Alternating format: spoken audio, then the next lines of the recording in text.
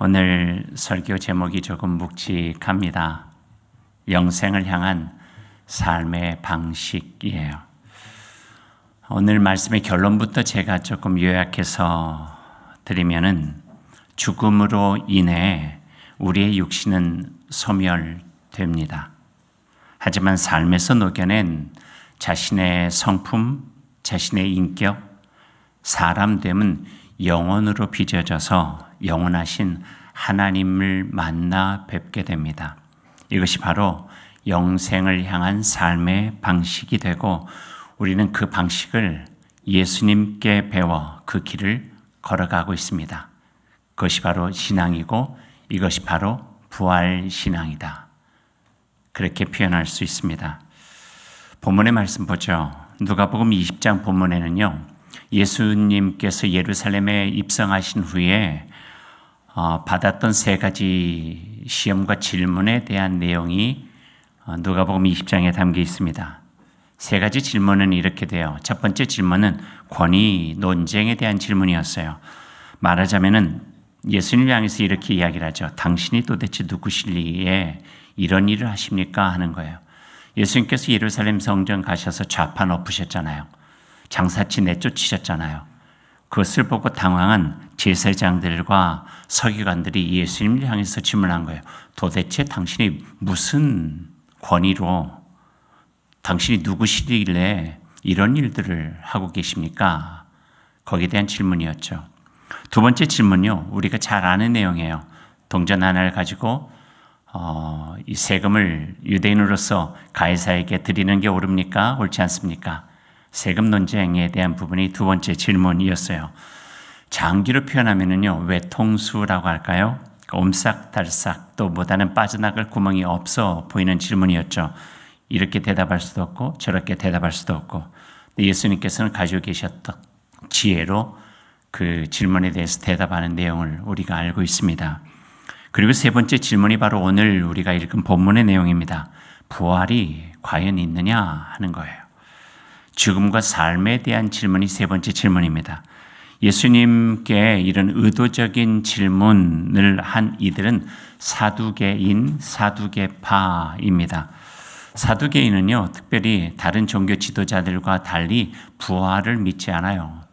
그들의 신앙의 근거가 되는 것은 율법서 중에서도 모세오경이거든요. 그 모세오경만 믿어요. 근데 모세오경 속에 부활이라고 하는 단어가 없어요. 그러니까 사두개파는 문자 그대로 부활은 없다. 그렇게 믿고 있는 거예요. 부활뿐만인가요? 내세도 안 믿고요. 영혼도 안 믿고요. 천사도 믿지 않아요. 그게 사두개파였어요. 대부분 사독이라고 하는 제사장의 그 혈연 공동체, 그러니까 사두개, 사독의 계열, 귀족 계층들과 제사장 가문 출신으로 이루어진 보수적이고 상류층 종교 지도자들이 사두개인들이었습니다. 오늘 그들이 예수님께 나와서 질문을 해요. 그들이 믿고 있었던 것, 그러니까 부활을 믿지 않으니까 그걸 배경으로 해가지고 일종의 약간 조롱과 같은 질문을 예수님께 던진 거예요. 그들의 질문 내용을 보면요. 구약에 나오고 있는 그 신명기서에 나오는 형사, 취수혼, 지난 목요일 새벽에 같이 나눴던 그 말씀이기도 한데요. 형사, 형이 죽었어요. 취수혼, 다시 동생이 그 형의 아내였던 형수를 아내로 삼는 제도가 신명기에 나와 있어요. 그러니까 가문의 이름과 재산을 보존하고 특히 홀로 남은 여인과 자녀를 보호하려는 일종의 사회적인 장치였죠. 지금으로서는 이해가 잘 되지 않겠지만 우리 눈에는 낯설고 비합리적으로 보이지만 당시에서는요. 공동체를 지켜내는 어떤 윤리와 같은 덕목이 이 속에 담겨져 있었어요. 근데 오늘 본문에 보니까 사두개파가 그것을 이상하게 꾼 거예요. 7 형제가 있는데 형이 죽고 동생 죽고 아무런 자녀가 없어서 7까지 다 죽고 나면 이제 천국에 가서 그럼 그 도대체 그 여인은 누구의 아내가 됩니까? 그런 질문을 하고 있는 거예요. 거기 두 가지 의도가 있죠. 하나는 부활신앙 자체를 비웃는 거예요. 두 번째는 예수님을 공경에 빠뜨리기 위한 것이고요. 그렇게 질문을 하게 된 거죠. 근데 그 질문이 대한 그 대답을 예수님께서 오늘 성경 말씀에 쭉 해주시는 거예요. 그 대답을 통해 부활신앙이 무엇인지, 또 죽음과 삶의 관계는 무엇인지, 어떤 이가 죽었고 어떤 이는 살았나, 예수 그리스도의 말씀을 통해 우리 신앙관을 다시 한번 볼 필요가 있겠다 생각이 되어집니다. 말씀 한번 읽어볼까요? 34절부터 36절까지 예수님의 대답인데요. 한번 같이 읽겠습니다. 예수께서 이르시되 이 세상의 자녀들은 장가도 가고 시집도 가되 저 세상과 및 죽은 자 가운데서 부활함을 얻기에 합당히 여김을 받을 자들은 장가 가고 시집 가는 일이 없으며 그들은 다시 죽을 수도 없나니 이는 천사와 동등이요 부활의 자녀로서 하나님의 자녀임이라. 무슨 말씀인가요? 어제부터 여러분 읽어보신 분들은 조금 이해가 되시지만 지금 갑작스럽게 읽어보신 분들은 이게 뭔 말이지? 생각할 수도 있을 것 같은데요. 먼저 이 말씀을 예수님께서 하시면서 사두개인들이 가지고 있는 전제, 때로는 우리가 가지고 있는 전제 하나를 깨뜨리십니다.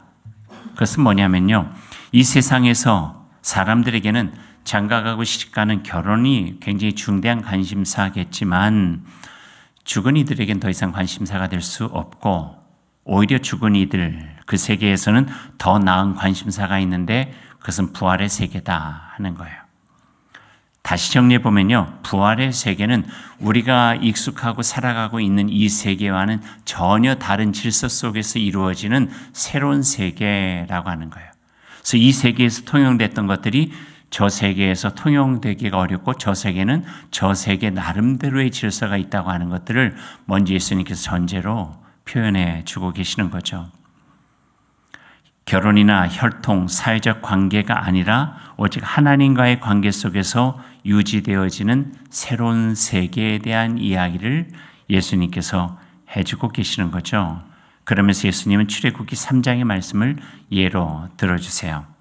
37절 말씀인데요. 제가 읽어드릴게요. 죽은 자가 살아난다는 것은 모세도 가시나무 떨기에 관한 글에서 주를 아브라함의 하나님이요 이삭의 하나님이요 야곱의 하나님이시라 칭하였나니. 모세가 하나님을 아브라함의 하나님, 이삭의 하나님, 야곱의 하나님이라 불렀다는 사실을 예수님께서 이야기하시며, 예전에 살았던 조상들의 하나님이 지금 모세에게 나타나셔서 모세의 하나님도 되신다, 이렇게 말씀해 주세요. 이거는 하나님은 단지 과거의 조상들의 하나님뿐만 아니라 지금도 살아있는 그들의 하나님이심을 보여주시는 거죠. 그 사람은 수명이 있으니까 그 시기, 그 시점만 살아갈 수 있지만 하나님은 영원하시니 이전에 살았던 이들에게도 하나님이 되시고, 지금 살아가는 이들에게도 하나님이 되시고, 후에 나타날 이들에게도 하나님이 되신다 하는 것을 예수님께서 말씀해 주세요. 그리고 예수님 한 발 더 나아가 오늘 가장 중요한 요절 말씀인 하나님과 사람과의 관계에 대해서 이야기를 해주고 계세요. 38절 읽어보십시다. 같이 읽을까요? 하나님은 죽은 자의 하나님이 아니요 살아있는 자의 하나님이시라. 하나님에게는 모든 사람이 살았느니라 하시니. 따라해 보십시다. 하나님에게는 모든 사람이 살았느니라. 이는 사람이라고 하는 존재가 단순한 생물학적 생명이 아니라 하나님과의 관계 속에서 존재하는 생명임을 우리들에게 가르쳐주고 있는 거예요. 하나님과의 관계 속에서 우리는 살았다, 이렇게 표현하고 계시죠. 이 관계라고 하는 것은요, 성경 안에서 그 주제를 가지고 바라보면은 성경을 조금 더 구체적이고 새롭게 읽을 수 있는 하나의 렌즈와 같은 단어가 관계예요. 신앙뿐인가요? 모든 것을 연결하는 단어가 관계죠. 여러분과의 저의 관계가 있잖아요. 부부 간에도 관계가 있고요. 부모와 자녀 간에도 관계가 있고요. 형제 간에도 관계가 있고 친구 간에도 관계가 있죠. 근데 그 관계는 때로는 이어지기도 하고 때로는 끊어지기도 해요. 복원되기도 하고 단절되기도 하고요. 그래서 관계를, 성서에 있는 그 관계라고 하는 것을 좀 다른 말로 표현하자면요, 살아있는 연결, 이렇게 표현할 수 있어요.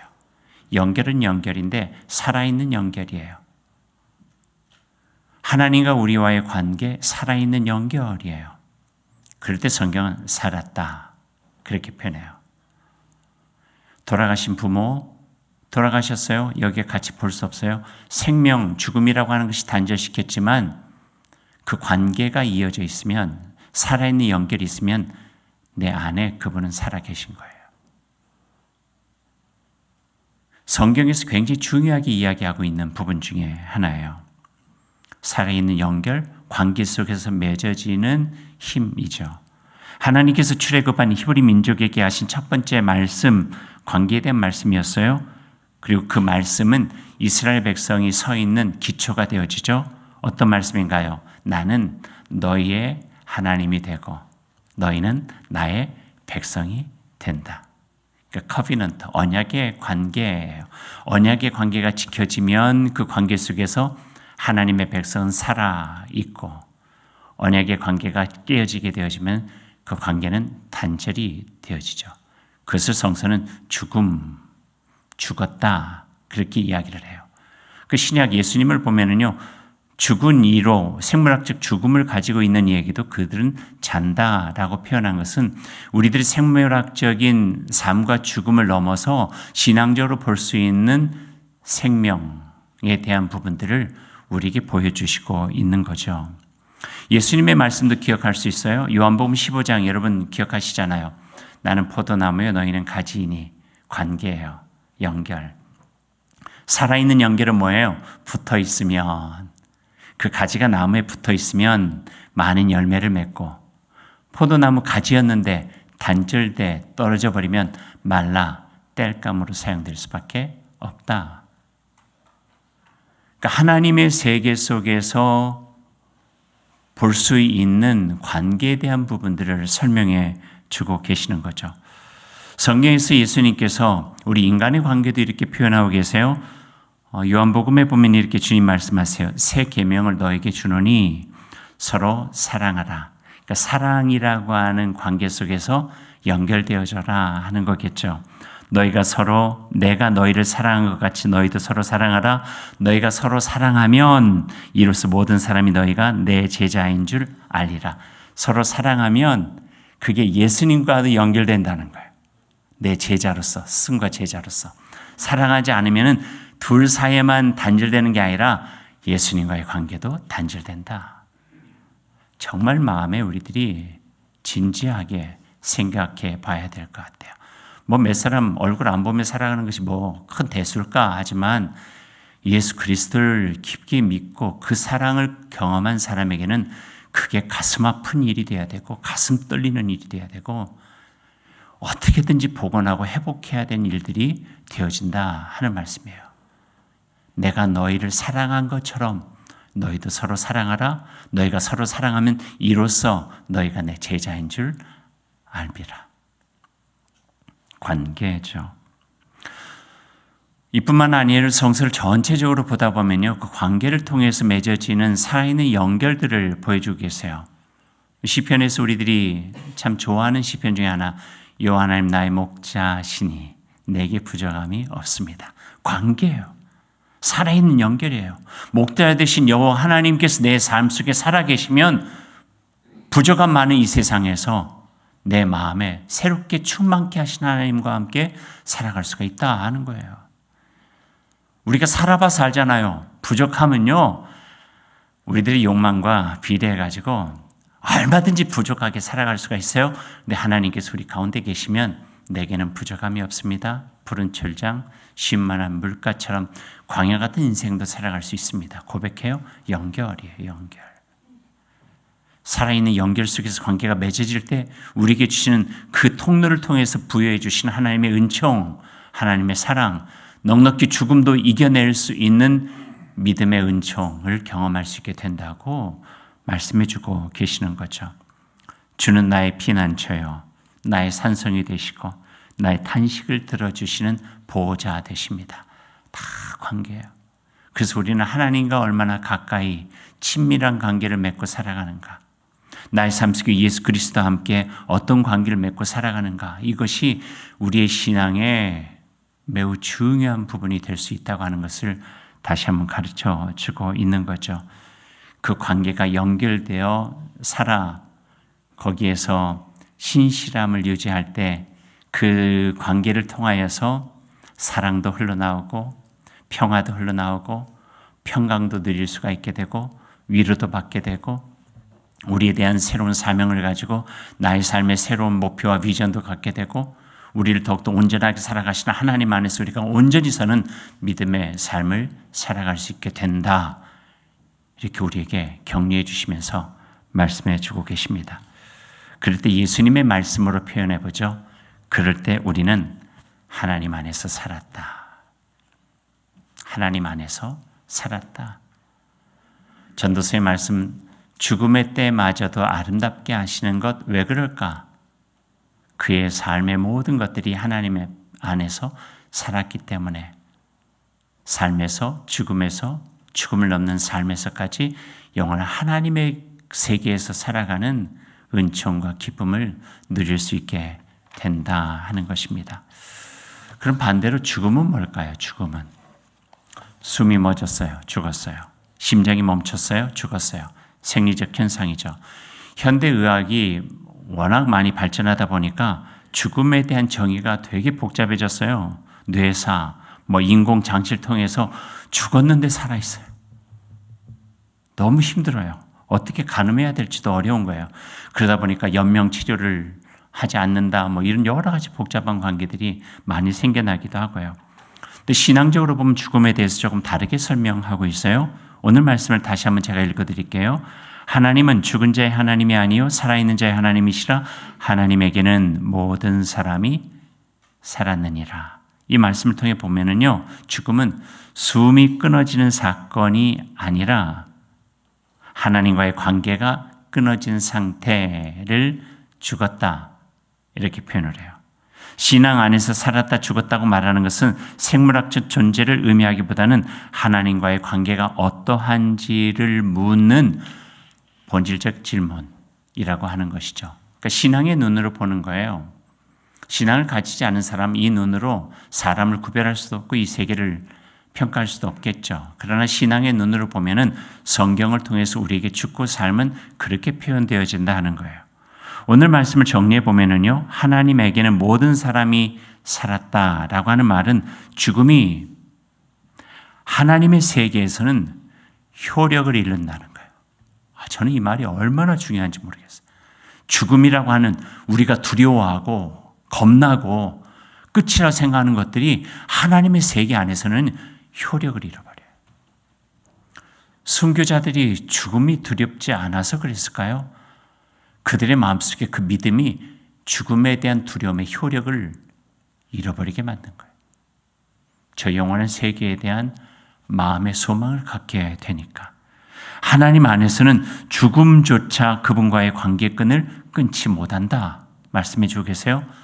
사도 바울의 말씀을 인용하면 내가 확신하노니 사망이나 생명이나 천사들이나 권세자들이나 현질이나 장래일이나 능력이나 높음이나 깊음이나 다른 어떤 피조물이라도 우리를 우리 주 그리스도 예수 안에 있는 하나님의 사랑에서 끊어낼 수 없다. 그 어떤 것도 하나님의 사랑에서 우리를 끌어낼 수 있는 것이 없다. 죽음마저도, 사망마저도, 생명이나 천사들마저도 하나님께서 한번 관계를 맺어서 살리겠다 하시는 것을 죽어낼 수 없다, 끊어낼 수 없다 말씀하고 계시는 거죠. 프란츠 카프카라고 하는 체코 출신의 그 작가가 있어요. 하나님에 향한 갈망과 그 갈망 속에서 부재의 가슴 아픔을 변신이나 여러 가지 이 책을 통해서 이렇게 쓴 참 귀한 분이에요. 그분 카프카가 이런 이야기를 해요. 삶과 죽음에 대해서. 삶이 소중한 이유. 삶이 소중한 이유는 언젠가 끝나기 때문이다. 철학적인 이야기죠. 삶이 소중한 것은 언젠가 끝나기 때문이다 하는 거예요. 우리가 알고 있잖아요. 귀한 거는요, 흔하지 않은 게 귀해요. 짧은 게 귀해요. 단순 순간에 있는 것을 그 지나가면 우리가 경험할 수 없기 때문에 귀하다 여겨지게 되죠. 인생도 마찬가지예요. 우리의 삶 언젠가는 끝나죠. 그러니 삶을 소중하다. 그렇게 카프카는 표현하고 있어요. 근데 우리가 믿고 있는 그리스도 신앙은요, 이 삶의 소중함에 대해서 조금 달리 표현하고 있어요. 한번 잘 들어보세요. 삶이 소중한 이유는 하나님 안에서 끝나지 않기 때문이다. 삶이 소중한 이유가 뭘까? 이 삶으로, 죽음으로 끝나지 않고 하나님 안에서 계속 지속되기 때문이라는 거예요. 그래서 우리가 지금 잘 살아야 돼요. 끝이 아니거든요. 연결되거든요. 살아있는 연결을 통해서 삶에서 죽음에서 죽음을 넘는 삶에서 연결되기 때문에 삶이 소중하다는 거예요. 예수님께서 겟세마네 동산 안에서 이 잔을 거둬주십시오. 죽음의 두려움이 인간적으로 있었지만 아버지, 내 영을 아버지의 손에 맡깁니다. 그 연결을 믿고 담대한 마음으로 십자가에 오르셨죠. 스데반, 주 예수여 내 영을 받으소서. 돌이 날아오는 현장 속에서 하나님과의 관계의 새로운 연결을 통하여 그 죽음의 자리에 두려움을 이겨냈죠. 바울 어떻게 고백하나요? 사는 것이 그리스도니 죽는 것도 유익합니다. 죽음과 삶의 경계 속에 예수 그리스도의 사랑과 하나님의 은총으로 이어내는 살아있는 연결을 시키면서 그 관계 속에서 용기를 갖는 모습을 보여줘요. 제가 존경했던 분인데 지난 5월에 돌아가셨어요. 김경재 목사님이라고 하는 분이 계세요. 한국신학대학 학장도 하셨던 분인데 제가 한 번도 그렇게 가까이 뵌 적은 없어요. 강연은 들었지만 근데 그분의 책을 통해서 그 깊이 속에서 여러 번 그 책을 읽게 됐던 참 소중한 분이 바로 그분이십니다. 오늘 말씀과 연결된 그분의 말씀 하나를 제가 여러분을 소개해 드릴게요. 이 말씀도 한번 잘 들어보세요. 죽음과 삶이라는 게 좀 어려운 부분이어서 순간이 들어서는 잘 이해가 되지 않는 부분도 있거든요. 하나님께서 인간을 영원한 생명으로 초청하신다는 것은 죽지 않고 영원히 사는 영혼 불멸의 신앙이 아니라 하나님의 생명과의 치밀한 사귐을 말하고 있습니다. 그 생명은 오늘 우리 현실 속에서도 부활의 은혜로 체험할 수 있습니다. 어떤 의미인가요? 부활은 죽은 자가 다시 살아나는 것을 부활이라고 하지만 부활 신앙은 지금 우리의 삶을 더욱더 신실하게 살게 하는 힘, 이게 부활 신앙이라는 거예요. 그 부활 신앙을 가지고 있다는 것은 지금 내게 주어진 삶을 소중히 여기고 더욱더 신실하게 살아갈 수 있도록 용기와 격려가 되어지는 신앙이 바로 부활신앙이라 이렇게 표현하고 있는 거죠. 오늘 예수님의 말씀을 언젠가 죽을 수밖에 없는 유한한 인생을 살아가는 우리에게 매우 중요하고 의미 있는 가르침을 주십니다. 하나님은 죽은 자의 하나님이 아니요 산 자의 하나님이시라. 하나님에게는 모든 사람이 살아 있느니라.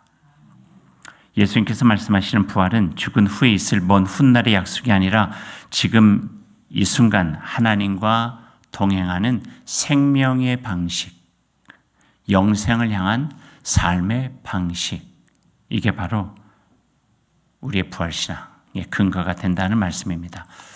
두 편의 시를 제가 소개해 드리겠습니다. 정호승 부활. 죽음이란 꽃이 피기 전에 잠시 떨어지는 꽃잎 같은 것. 그러나 꽃잎은 바람 속에서도 향기로 남고 그 향기는 다시 봄을 부른다. 또 하나의 시를 여러분이 소개해 드리죠. 뜻으로 본 죽음 함석헌. 죽음은 끝이 아니라 더 큰 생명으로 건너가는 문이다. 흙이 썩어야 새싹이 돋고 알이 깨져야 병아리가 나오듯 인간의 죽음도 생명의 변주다. 죽음으로 인해 우리 육신은 소멸되겠죠. 뭐 예외가 있나요? 저도 소멸되고 여러분도 소멸되고, 소멸되는 방식은 매장, 화장 뭐 다양하게 얼마나 많은지 몰라요. 때도 다 달라요. 누가 먼저 갈지 누가 알겠어요. 그러나 자신의 인품, 인격, 사람된 신실하게 살아왔던 그의 신앙은 하나님 안에서 영원으로 빚어져서 그 영혼이 하나님을 만나 뵙게 된다. 이게 부활신앙을 가지고 살아가는 자의 자세입니다. 이게 바로 영생을 향한 삶의 방식이요. 이 영생을 향한 삶의 방식을 가지고 살아가는 부활신앙은 우리로 하여금 지금 여기에서 더 가치 있게, 더 소중하게, 더 많이 사랑하고, 더 많이 희망을 품고, 더 귀한 믿음을 가지고 온전하게 살아갈 수 있도록 격려해 주고 계십니다. 오늘 말씀, 하나님은 죽은 자의 하나님이 아니요 산 자의 하나님이시라. 하나님에게는 모든 사람이 살아있느니라. 이 말씀 우리 마음에 늘 새기며 살아갈 수 있기를 소망합니다. 어떤 관계를 맺고 사느냐에 따라 우리는 지금 여기에서뿐만 아니라 죽음을 넘어서도 살아계신 하나님과 더불어 살아가는 은혜와 기쁨을 누릴 수 있기 때문에 그렇습니다. 신앙이 무엇인가? 여러분과 전 다 신앙인이잖아요. 신앙은 무엇인가요? 단지 죽음을 준비하는 존경일까요? 아니죠. 지금 여기에서 하나님과 살아있는 관계를 누리는 그 삶이 바로 신앙입니다. 그리고 우리가 그분과 동행할 때 우리의 삶은 매일매일 부활신앙으로 맑고 빛나게 가꾸어져서 온전하게 이 땅에서 영원을 살아가는 믿음을 가지고 살아가게 될 것입니다. 그런 은혜가 우리 가운데 있기를 간절히 소망합니다.